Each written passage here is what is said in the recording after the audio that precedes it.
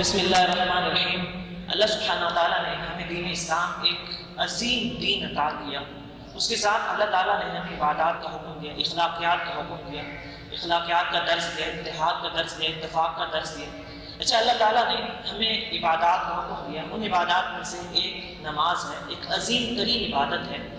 یہ عبادت کہ جس کو ادا کرنے کے لیے مسلمانوں کو حکم دیا گیا ہے کہ وہ مسجد میں اکٹھے ہوں اور 5 وقت اس طریقے کا ماحول اللہ تعالیٰ نے ہمارے لیے بنایا ہے، ہمیں اللہ اور اس کے رسول نے حکم دیا ہے اس طریقے سے مسجد میں ماحول بنایا کہ مسلمانوں کے آپس میں محبت قائم رہے، مسلمانوں کے درمیان آپس میں اتفاق و اتحاد قائم رہے، مسلمان آپس میں جڑے رہے، مسلمان محبت قائم رہے۔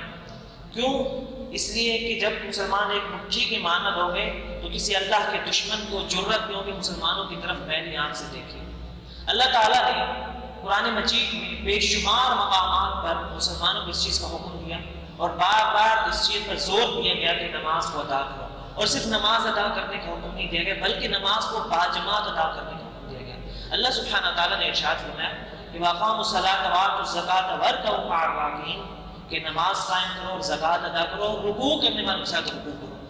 امام بیضاوی رحمہ اللہ فرماتے ہیں کہ ای فی جماعت، یعنی اس آیت سے مراد یہ ہے کہ نماز کو باجماعت ادا کرو۔ اور امام ابن جوزی رحمہ اللہ ارشاد فرماتے ہیں اس کے بارے میں کہ یہ ای صلو فی المصلین، کہ ای صلو مع المصلین، کہ اس سے مراد یہ ہے کہ نماز کو ان لوگوں کے ساتھ ادا کرو کہ جو نماز باجماعت ادا کرتے ہیں۔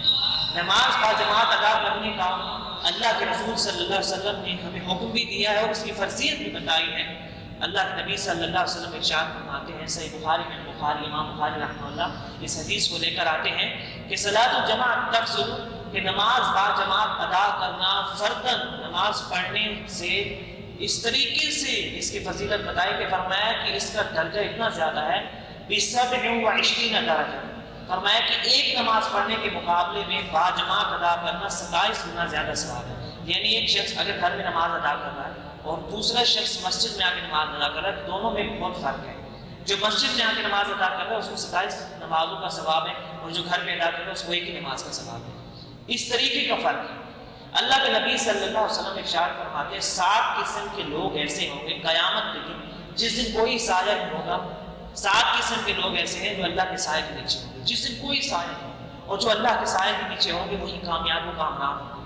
ان میں سے ایک کے بارے میں حضور علیہ الصلوۃ والسلام ارشاد فرماتے ہیں کہ وَرَجُلٌ قَلْبُهُ مُعَلَّقٌ فِي الْمَسَاجِدِ، ان میں سے ایک شخص ایسا ہے کہ جس کا دل مسجد کے ساتھ اٹکا ہے۔ امام نووی رحمہ اللہ اس حدیث کی شرح میں لکھتے ہیں کہ اس مسجد میں دل اٹکا رہنے سے مراد یہ نہیں کہ ایک شخص مسجد میں اور مسجد میں طویل وقت تک بیٹھا ہے، مسجد میں بیٹھے وقت گزارتا ہے۔ فرمایا کہ اس سے مراد یہ وَمَعْنَاهُ شَدِيدُ الْحُبِّ لَهَا، اس سے مطلب یہ ہے کہ معلق فی المساجد، کہ اس کا دل مسجد میں اٹکا ہوا ہے۔ فرماتے ہیں کہ اس کا مطلب یہ ہے کہ اس کو مسجد سے شدید محبت ہے۔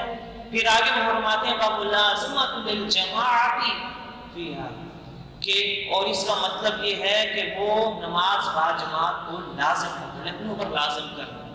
اللہ کے نبی صلی اللہ علیہ وسلم نے اس کی ترغیب دی ہے، اللہ نے اس کا حکم دیا ہے، نماز باجماعت ادا کرنے کا حکم دیا گیا ہے۔ ایک مشہور حدیث ہے کہ حضور علیہ الصلوۃ والسلام عشاء کی نماز میں، اور اس وجہ سے غصہ ہوئے کہ عشاء کی نماز میں کئی لوگ نماز باجماعت ادا کرنے جب نہیں آئے تو حضور نے اتنے سخت الفاظ ارشاد فرمایا کہ میرا دل چاہتا ہے کہ میں اپنی جگہ کسی کو کھڑا کروں، وہ جائے نماز میں نماز پڑھائے، اور میں جا کے ان لوگوں کے گھروں کو آگ لگا دوں جو گھر پہ بیٹھے ہوئے۔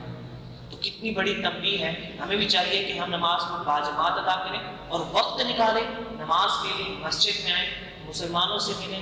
یہ ایک عظیم فریضہ ہے، قیامت میں سب سے پہلے عبادات میں اسی چیز کا سوال ہوگا۔ اللہ سے دعا ہے کہ اللہ تعالیٰ ہمیں نماز 5 وقتہ پڑھنے کی توفیق عطا فرمائے۔ آمین و آخر دعوانا الحمدللہ۔